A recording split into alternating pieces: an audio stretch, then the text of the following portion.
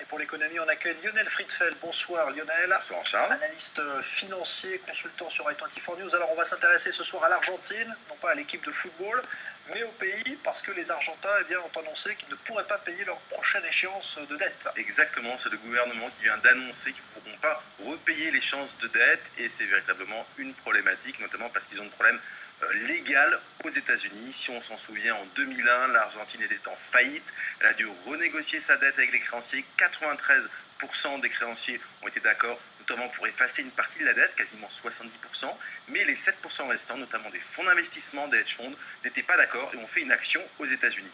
Et alors comment se présente aujourd'hui la situation, on va dire, économique et financière de l'Argentine? Alors, justement, assez difficile, et à cause de ce procès, justement, la Cour suprême aux États-Unis vient de confirmer en fait la Cour d'appel de New York, l'arrêt de la Cour d'appel de New York, et va obliger l'Argentine à payer 1,4 milliard de dollars à deux hedge funds, de fonds d'investissement, mais ça risque de faire boule de neige puisqu'il y aura d'autres hedge funds, et l'Argentine, on pense, devra payer 15 milliards de dollars, et justement, la Banque centrale en Argentine n'a que 30 milliards de dollars de réserve, donc ça risque véritablement de paralyser le pays.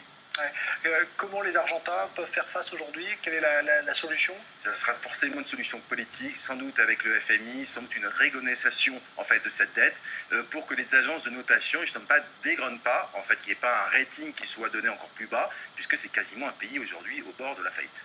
Merci beaucoup Lionel Friedfeld, donc analyste financier consultant sur i24 News. Aux États-Unis, une procédure d'extradition vient d'être